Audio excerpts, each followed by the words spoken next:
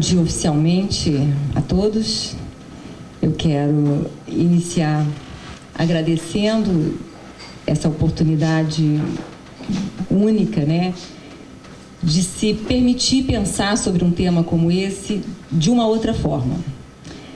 E esse estímulo de um ambiente não formal, principalmente para nós, pessoas como eu, que somos habitantes de gabinetes, é realmente muito diferente. A formalidade, de alguma forma, nos protege. Os ritos nos dão um certo conforto. Falar sem essas proteções é sempre um ato de coragem. Mas, ao mesmo tempo, ela obriga, nos força a uma outra abordagem. Desde o momento em que eu recebi esse convite, eu pensei especialmente de que forma falar. Mais do que o que falar, mas a forma de falar. Pelo menos no que me toca, eu resolvi fazer uma opção de admitir que o formato desse evento me colocava pessoalmente numa posição de exposição pessoal. E eu resolvi assumir isso. E eu vou me explicar. Eu sou professora da FGV, Direito Rio, de Direito Penal e de Direito Eleitoral. E é nesta condição de professora que eu fui prestigiada com esse convite, com a oportunidade de falar aqui hoje. Eu estou num espaço acadêmico. Mas ocorre que eu acumulo essa função de magistério com uma outra atividade perturbadora e que influencia e é influenciada o tempo todo pela minha vida acadêmica. Eu sou membro do Ministério Público Federal há 22 anos, sou procuradora regional da República no Rio de Janeiro há 22 anos, atuando na área criminal, com investigação, com processos, com condenações, com absolvições, derrotas e vitórias. E eu senti que era uma imposição do dever de lealdade começar a minha fala hoje, deixando claro esse espaço institucional que eu ocupo, especialmente pelo que ele representa no tema do evento, né? A corrupção. Falar no ambiente acadêmico, por mais informal que ele seja, sobre corrupção, e sendo membro do Ministério Público, é um dado que eu considerei que era necessário colocar na mesa de pronto, porque eu reconheço que isso quebra qualquer pretensão de neutralidade dos meus pontos de vista. Eu não sou imparcial neste tema, nem vou pretender ser. Mas eu vou me contentar, e eu espero, então, não decepcioná-los, eu vou me contentar, então, em ser leal e expor desta forma. Eu não vou fazer defesa institucional, mas eu escolhi dar um testemunho da minha vivência sobre o tema. E admitir que, então, o uso do cachimbo provavelmente ajudou a moldar a minha boca. Eu não vou admitir que entortou, não. Até porque eu tenho o mesmo número de anos de sala de aula, no contato sempre o ambiente arejado da academia, e eu quero muito acreditar que essas minhas duas atividades profissionais me deram algum equilíbrio, né? Se eu não reconhecer que isso me trouxe equilíbrio, eu vou ter que admitir que, de repente, eu fiquei esquizofrênica, mas não. Bom, tudo isso junto me levou a concluir que dificilmente, então, eu fugiria de um certo tom confessional nesta minha fala. E eu também assumi isso. Eu acho que talvez assim eu consiga me sentir mais à vontade.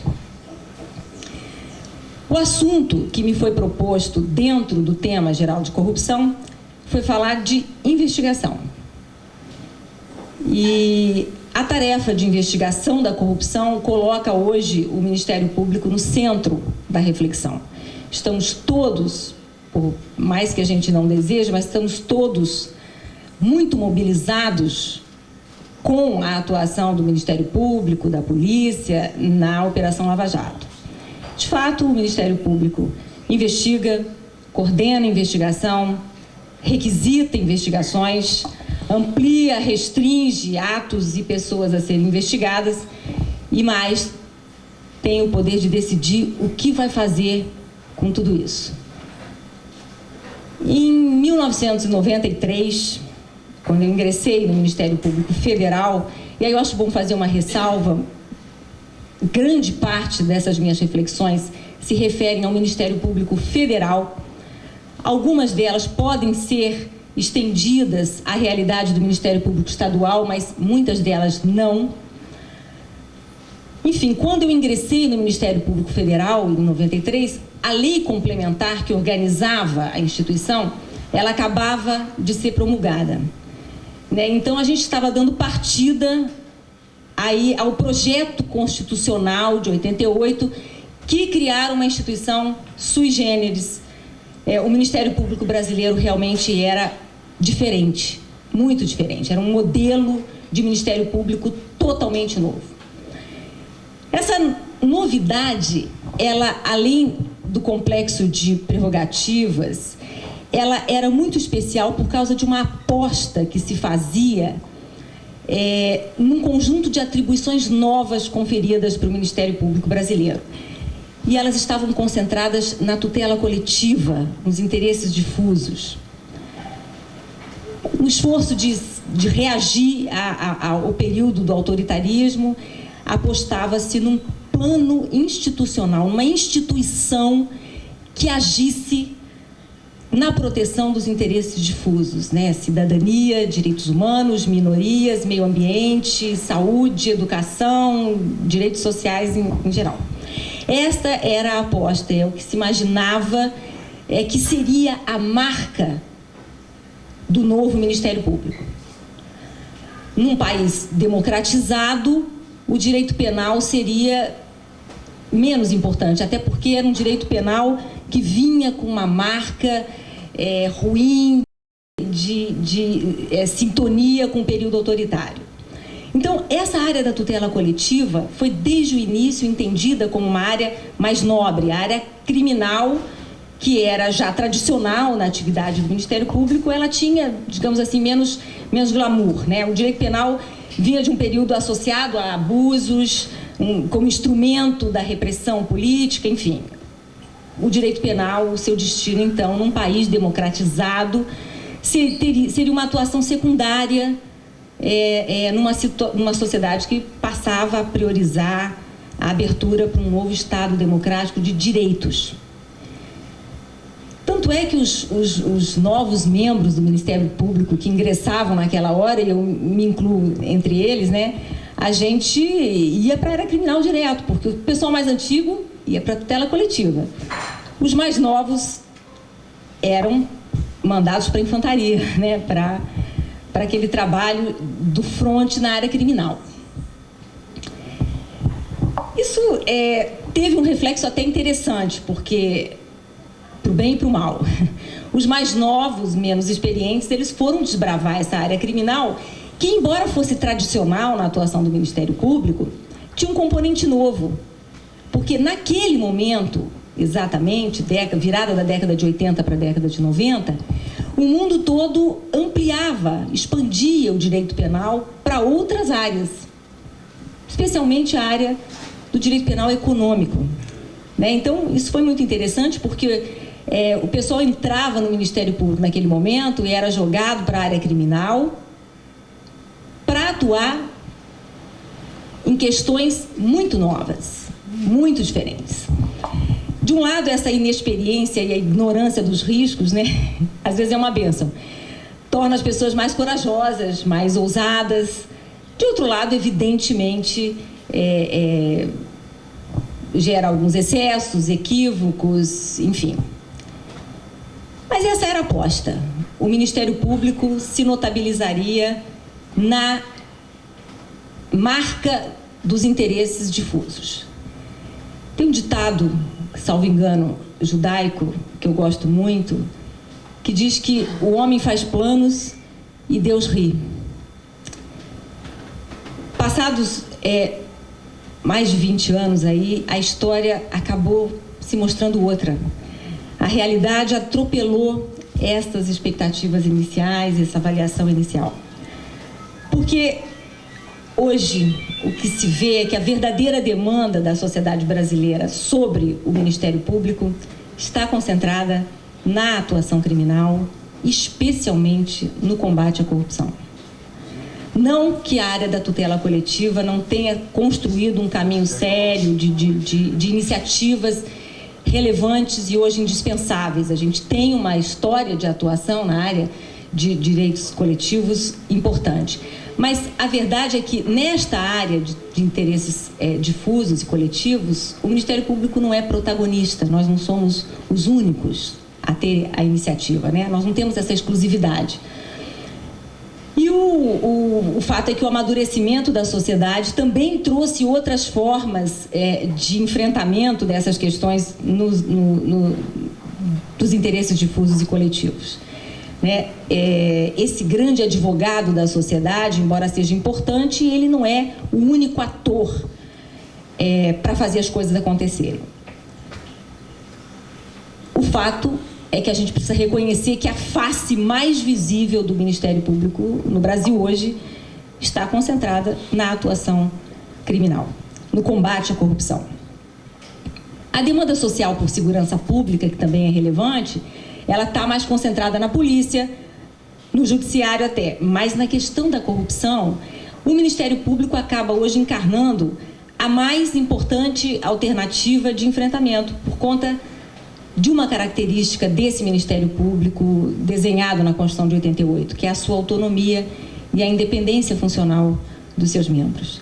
Né? Se a tarefa é, como diz Caetano Veloso, né, enfrentar os podres poderes, é preciso também ter poder, né? Um poder livre e autônomo.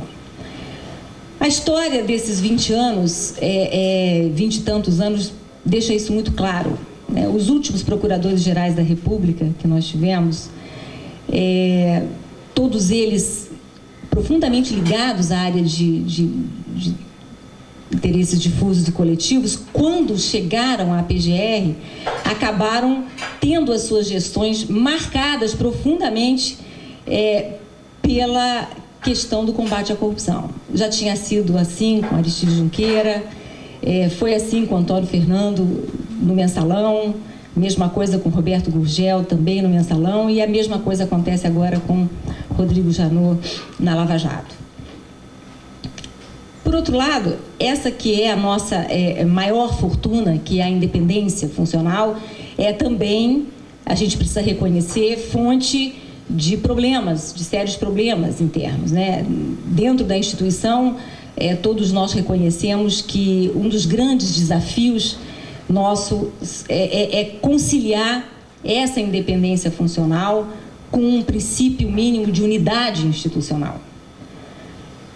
Eu sei que por muitas vezes o Ministério Público passou a impressão para a sociedade brasileira de que nós éramos um bando de erráticos ou franco-atiradores.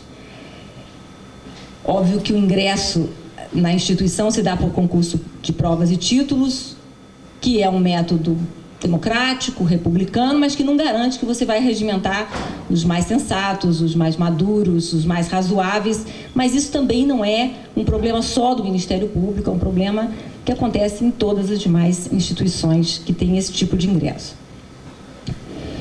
Bom, foi necessário equacionar esse drama, né, da independência funcional com a unidade, e esse processo histórico que eu enxergo nesses últimos 20 e tantos anos nos conduziu hoje para uma organização interna mais amadurecida ainda nesses 2 últimos anos, que tem no combate à corrupção alguns temas muito importantes. Né? Hoje, por exemplo, nós temos no Ministério Público Federal uma Câmara de Coordenação e Revisão em Brasília exclusivamente voltada para o tema da corrupção.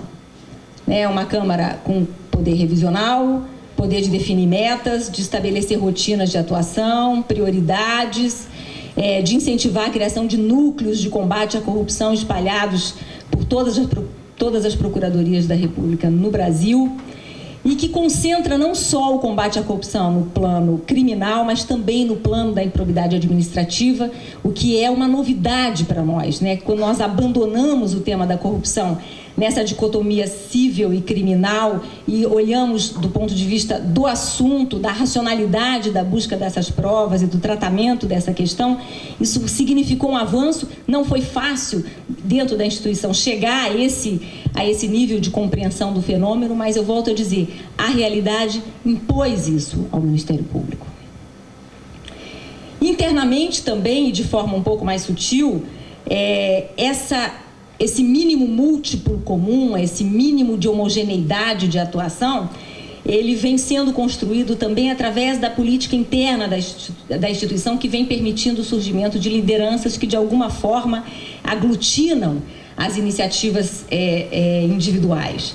A lista tríplice para a escolha do PGR, que vem sendo respeitada pelos últimos presidentes da República, faz do Procurador-Geral da República uma voz mais legitimada, não apenas para falar pela instituição, mas também para falar pelos procuradores. A prática de montar grupos de trabalho, a prática de formar forças-tarefas, que vem sendo difundida, incentivada, ajuda a despersonalizar, a equilibrar voluntarismos e atuações salvacionistas, para parar essas arestas individualistas. Trabalhar em equipe é sempre muito mais rico. Eu fico pensando nesse ponto, pobres dos juízes que não têm essa possibilidade de trabalhar em equipe, são sempre muito solitários. Nós no Ministério Público, nós podemos formar times, né? Isso, além de nos proteger, fortalece a nossa instituição, a nossa atuação. Bom, dito isso, pensar no estágio atual de combate à corrupção no Ministério Público força-nos a uma conclusão de que houve sim um amadurecimento institucional ao longo desses anos todos. O tipo de crítica que o Ministério Público recebe hoje é diferente. O que a sociedade nos cobra hoje é eficiência. O que ela quer saber é, afinal de contas, o que é que vai acontecer com essas pessoas, o que é que vai acontecer com esse dinheiro desviado, ele volta, ele não volta, as pessoas vão ser presas, vão ser punidas, não vão? E a instituição vive hoje especialmente um momento de glória, de namoro com a sociedade, de extrema sintonia com a sociedade, e a Lava Jato é um fato determinante para isso, sem dúvida, a ponto de ter estimulado aí uma campanha da instituição pela aprovação aí de colheita de assinaturas para aprovação aí de 10 medidas de combate à corrupção. Mas tem dois aspectos que eu acho relevantes na matéria da investigação, colocados hoje na mesa para nós e que precisamos refletir. O primeiro deles é que falar de investigação de corrupção no Brasil hoje impõe estabelecer os limites e a delicadeza da relação do Ministério Público com a polícia. O Supremo Tribunal Federal, depois de mais de 15 anos de espera, ele acabou trazendo a decisão recente, reconhecendo o poder de investigação do Ministério Público, né? Estabelecendo limites, estabelecendo um quadro de regramento que era, na verdade, o que nós desejávamos, né? E quando reconhece o poder de investigação do Ministério Público, embora traga um mínimo de estabilidade para essa discussão, mas coloca no centro, coloca na berlinda esse tema delicado e ainda não superado de atrito, muitas vezes existente, institucional, na convivência do Ministério Público com a polícia, né? Há uma superposição de atribuições que nem sempre é harmônica. Isso vem da década de 90, quando essa máquina, Ministério Público novo, modelo novo, 88, começou a rodar a 0 quilômetro, ela encontrou uma polícia desaparelhada, uma polícia ainda voltada para um outro contexto de Brasil. E sem nenhuma expertise no enfrentamento desse de novo direito penal econômico, né? Eu me lembro, para dar um exemplo, o caso Najinarras, que foi emblemático no Brasil, ele foi anulado, salvo engano, 2 vezes, justamente porque não havia perito na polícia para fazer aquela análise. E aí o juiz acabou nomeando 2 peritos da CVM e, por conta disso, plantou-se a nulidade dentro do processo, porque considerou-se que um perito da CVM ele não tinha o distanciamento, a neutralidade para avaliar aquele sistema. E simplesmente a polícia não tinha, né? Uma coisa incrível naquele momento. A pretensão de começar a investigar, de começar a tomar conta do campo da investigação direta, da colheita direta de dados, ela nasce mais ou menos aí, nesse embate de novo Ministério Público com uma polícia ainda voltada para práticas muito antigas, trabalhando com uma ferramenta que ainda está em vigor no Brasil, que é o inquérito policial, extremamente anacrônica. O dia de hoje nós estamos falando em Ferraris e máquinas novas, e o inquérito policial é uma carroça, uma coisa muito anacrônica, quando comparada com tudo que se avançou em termos de técnica de investigação no Brasil. Mas essa pretensão do Ministério Público ocupar os espaços de investigação nasceu primeiro desse impasse e também de um outro fator, né?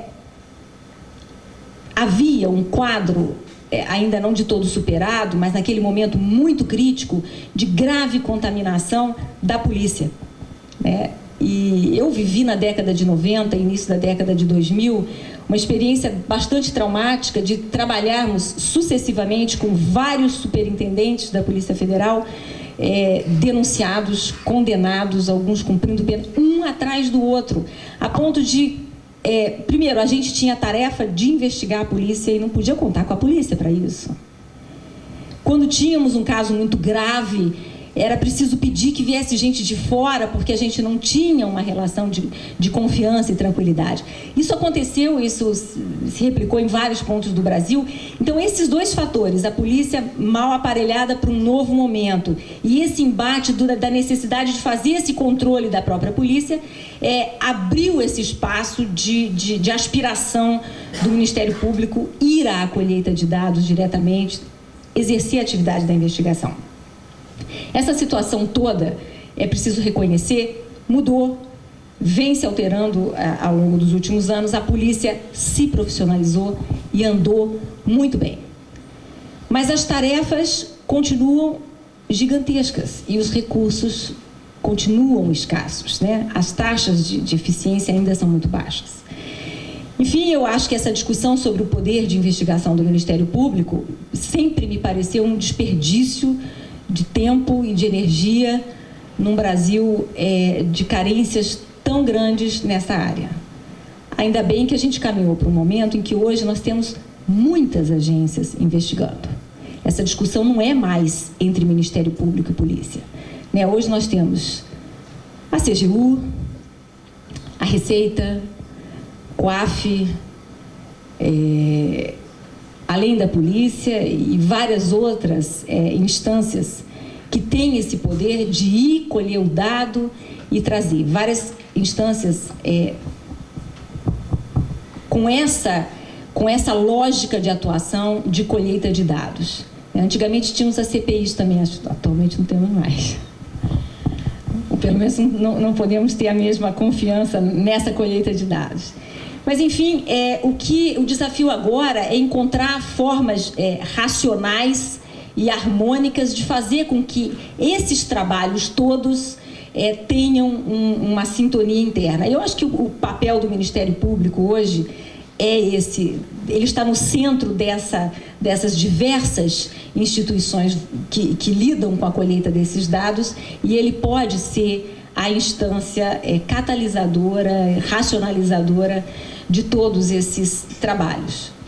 Mas o esforço é esse. Tem uma pesquisa muito recente, encomendada pelo Ministério Público Federal, que chega justamente a essa conclusão: a necessidade de se costurarem essas iniciativas e darem um tratamento mais harmônico e mais racional para o enfrentamento desse tipo de ilícito.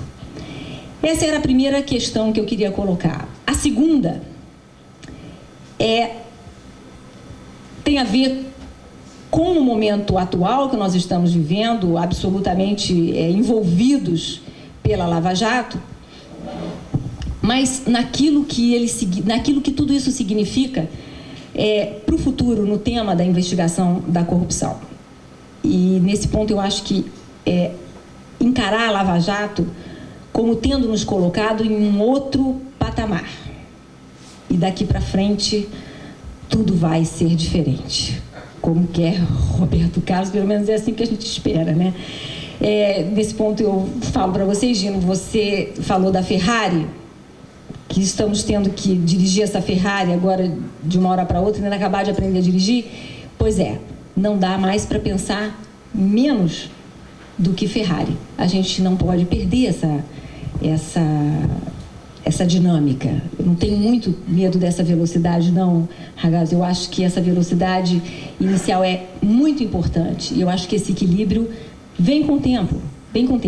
Eu não acho que a Lava Jato seja revolucionária e nem que ela tenha sido uma quebra de paradigma.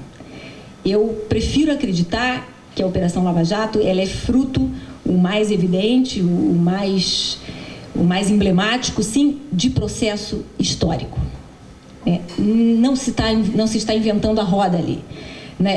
Aquilo é processo histórico, é resultado de um lento acúmulo de experiências, tentativas, erros e acertos.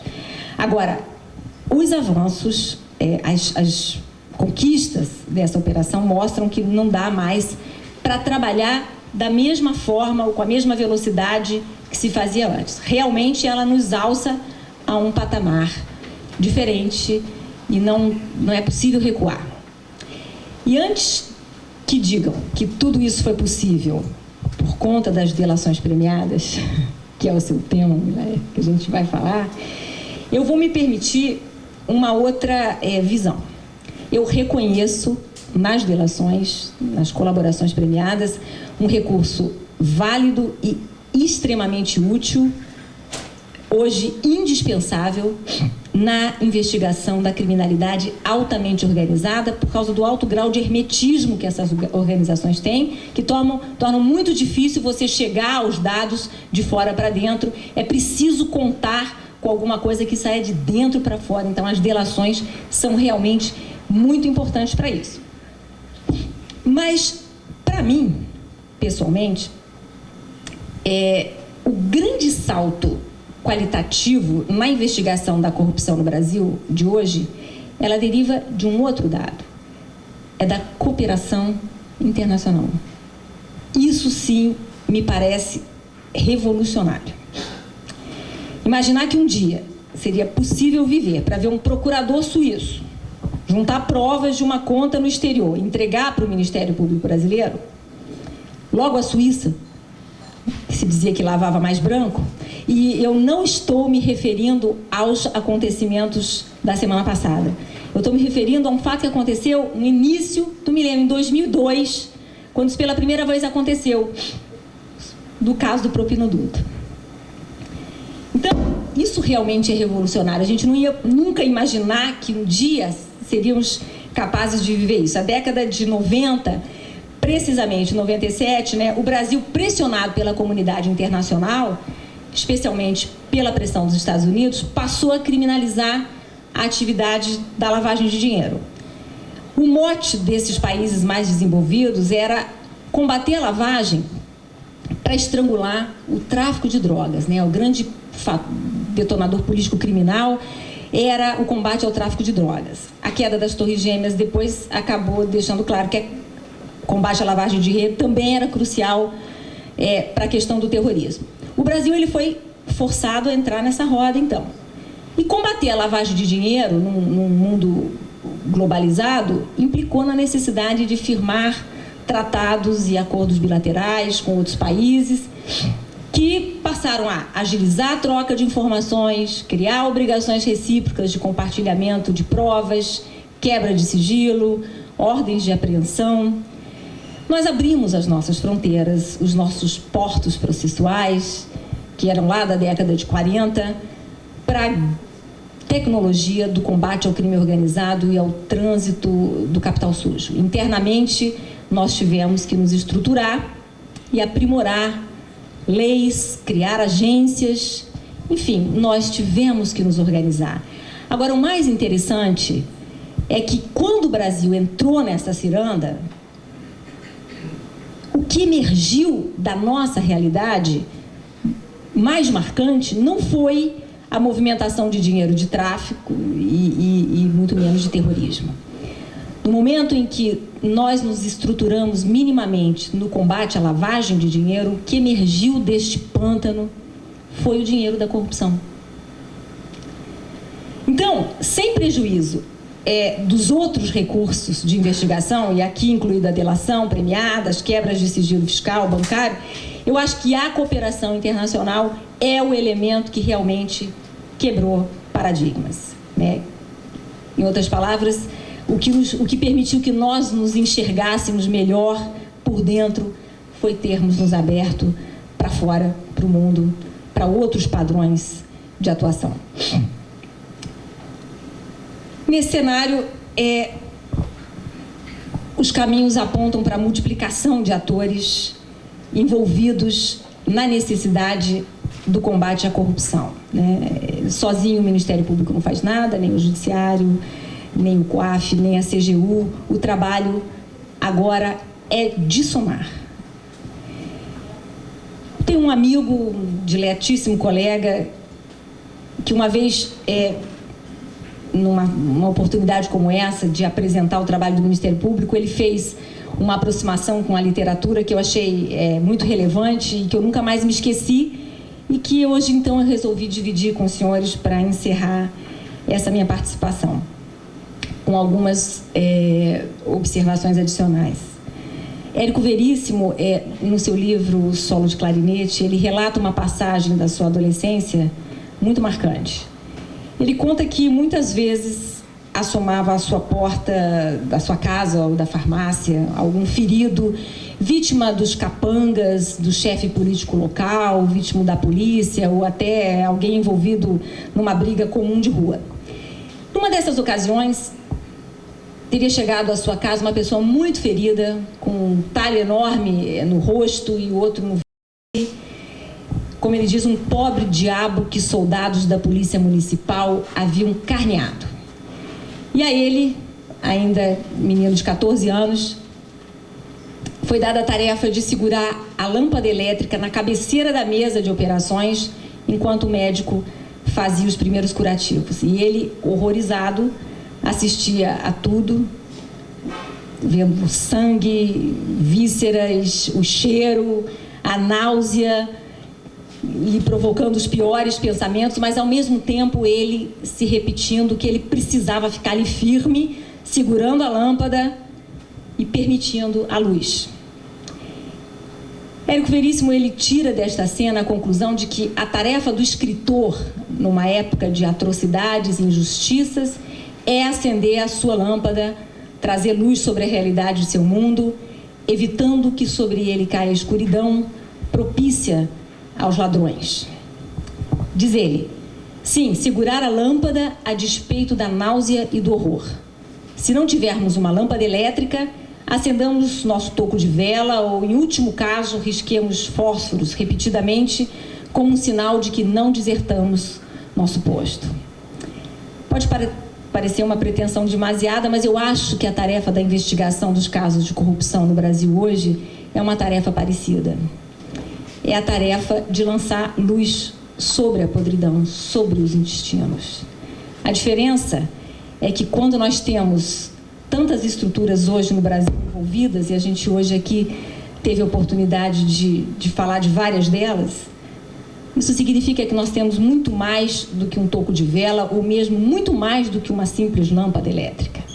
A gente pode afirmar que o Brasil hoje já tem holofotes potentes, aparelhados, estabelecidos, pagos com dinheiro público, para lançar luz nesses focos todos. Os focos de luz, eles vêm sendo dirigidos aqui e ali e vêm lançando luz nesses desvãos. A pergunta, ou as perguntas que a gente pode fazer é: por quanto tempo teremos energia para alimentar esses holofotes?